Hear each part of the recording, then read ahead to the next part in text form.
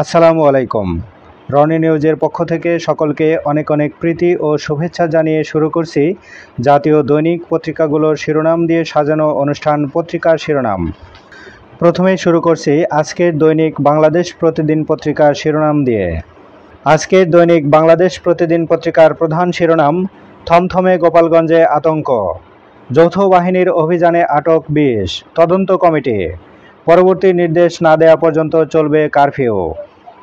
The ডিপ্লোম্যাটে নিবন্ধ, বাংলাদেশ জাতীয়তাবাদী দলের তারেক রহমানের উত্থান, নির্বাচন নিয়ে ফের সংশয়, উৎকণ্ঠা বিএনপির, সব অপরাধের কাজী রূপগঞ্জের গাজী, তৃতীয় পর্ব, গাজীর বান্ধবী নীলা ছিলেন রূপগঞ্জের ছায়ামন্ত্রী, S&P গ্লোবাল, ব্যাংকিং খাত উচ্চ ঝুঁকিতে, উপদেষ্টা পরিষদে ৩ অধ্যাদেশ অনুমোদন, তফসিলের ১ মাস আগেও ভোটার হওয়া যাবে, যুবদলের সমাবেশে সালাউদ্দিন, চেয়েছিলাম ডেমোক্রেসি, হয়ে যাচ্ছে মবক্রেসি, মির্জা ফখরুল ইসলাম, বিএনপি ফাঁদে পা দেবে না।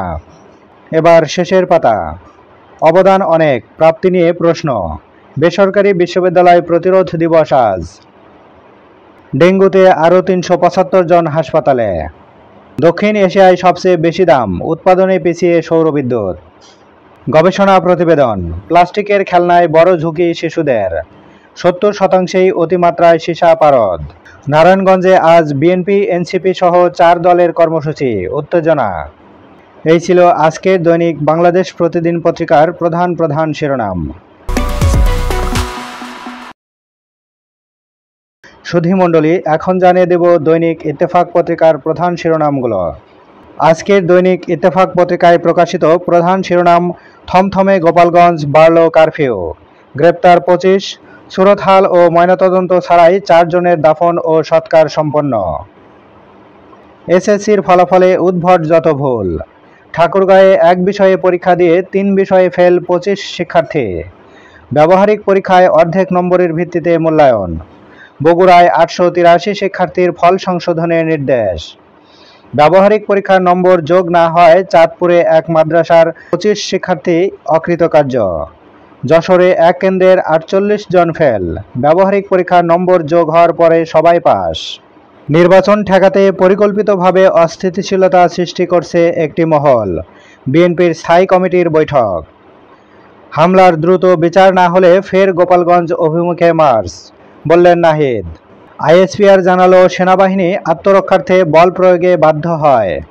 এবার শেষের পাতা, ৭১ আর ২৪ এক না, অলি আহমেদ, বাংলাদেশ একবারই স্বাধীন হয়েছে, বাংলাদেশিদের উল্লেখযোগ্য সংখ্যক ভিসা দেওয়া হচ্ছে, ভারতের পররাষ্ট্র মন্ত্রণালয়, ভয়ঙ্কর মোহাম্মদপুর, একের পর এক খুন, নেপথ্যে মাদক আধিপত্য চাঁদাবাজি, যুবদলের বিক্ষোভে সালাউদ্দিন আহমেদ, এনসিপির অপরিকল্পিত কর্মসূচির কারণে গণ অভ্যুত্থানের শক্তি হামলার মুখে পড়েছে, ৬০ জেলায় ডেঙ্গুর বিস্তার, চলতি বছরে এ পর্যন্ত ৬০ জনের মৃত্যু, আক্রান্ত ১৬,০০০-এর বেশি, বগুড়ায় ঘরে ঢুকে ২ নারীকে গলা কেটে হত্যা, পেটে ছুরি মেরে একজনকে জখম, অভিযুক্ত যুবক গ্রেপ্তার, স্বীকারোক্তি। প্রিয় সুধীমণ্ডলী, এই ছিল আজকের দৈনিক ইত্তেফাক পত্রিকার প্রধান প্রধান শিরোনাম। এবার জানিয়ে দিচ্ছি আজকের দৈনিক যুগান্তর পত্রিকার প্রধান প্রধান শিরোনাম।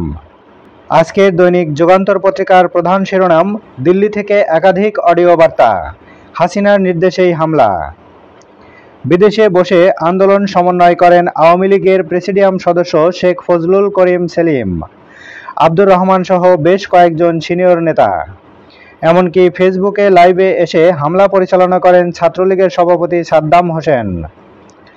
গোপালগঞ্জে দলের নেতাকর্মীদের সংগঠিত করা হয়, উদ্দেশ্য ছিল এনসিপির শীর্ষ নেতাদের হত্যা, ছড়িয়ে দেওয়া হয় মাজার ভাঙার অপপ্রচার, পরবর্তী নির্দেশ না দেওয়া পর্যন্ত কারফিউ চলবে, গোপালগঞ্জ জুড়ে থমথমে অবস্থা, গ্রেপ্তার ২৫, মোড়ে মোড়ে তল্লাশি, বড় ধরনের অভিযানের আশঙ্কায় শহর জুড়ে আতঙ্ক, কাঁচাবাজার থেকে শুরু করে মুদি দোকানও বন্ধ, কোনো ধরনের যানবাহন চলেনি, জাতীয় স্থায়ী কমিটির বৈঠক, ফেব্রুয়ারির নির্বাচন ব্যাহতের ষড়যন্ত্র দেখছে বিএনপি, সতর্কতার সঙ্গে কর্মসূচি নির্ধারণ না করলে গণতন্ত্র বিরোধী শক্তি সুযোগ পাবে, আওয়ামী সন্ত্রাস মুক্ত করতে আবার গোপালগঞ্জ যাব, বললেন নাহিদ ইসলাম। আওয়ামী লীগের 15.5 বছরে পাচার ও লুটপাট, দুর্বল হয়েছে সবল ব্যাংক, খেলাপি ঋণ বৃদ্ধি ও রাজনৈতিক বিবেচনায় ছাড়ে ঋণ থেকে ব্যাংকের আয় সর্বনিম্ন। এবার শেষের পাতা। জাতীয় মহিলা সংস্থায় অনিয়ম দুর্নীতি, স্বেচ্ছাচারিতা ও বৈষম্যের শিকার কর্মীরা। দুদকের প্রতিবেদন, হাইকোর্টের নির্দেশনা উপেক্ষিত, পদোন্নতি প্রদানে সরকারি বিধি লঙ্ঘন। চালের বাড়তি দরে ভোগান্তিতে ক্রেতারা, কাঁচামরিচ এখনও 200 টাকা কেজি, নতুন করে বেড়েছে ডালের দাম।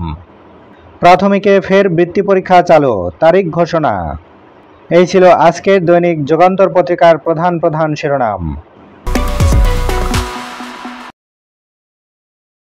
আমাদের হাতে থাকা সবশেষ পত্রিকা দৈনিক কালের কণ্ঠ।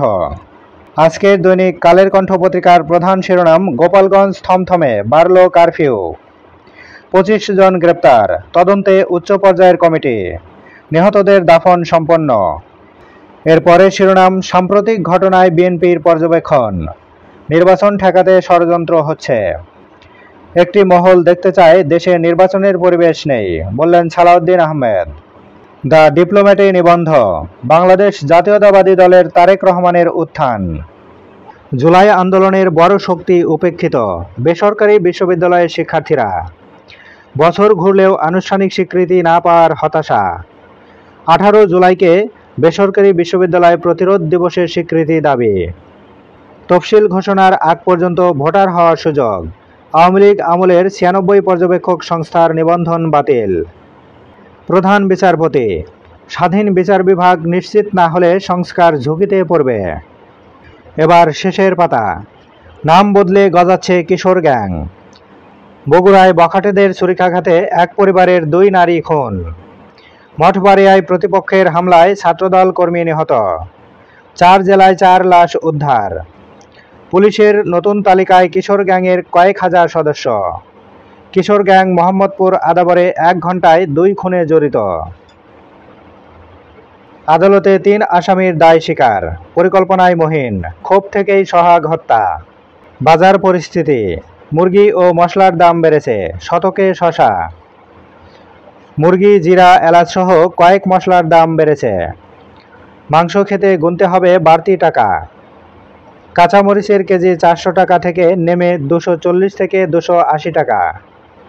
এই ছিল আজকের দৈনিক কালের কণ্ঠ পত্রিকার প্রধান প্রধান শিরোনাম। সুধীমণ্ডলী, প্রতিদিন জাতীয় দৈনিক পত্রিকার শিরোনাম জানতে আমাদের চ্যানেলটিকে সাবস্ক্রাইব করে চ্যানেলের সঙ্গেই থাকুন। সুধীমণ্ডলী, সকলের সুস্বাস্থ্য ও মঙ্গল কামনায় আজকের মতো বিদায় নিচ্ছি পত্রপত্রিকার শিরোনাম দিয়ে সাজানো অনুষ্ঠান পত্রিকার শিরোনাম থেকে। দেখা হবে আগামীকাল একই সময়ে। সে পর্যন্ত সবাই ভালো থাকবেন, সুস্থ থাকবেন। আল্লাহ হাফেজ।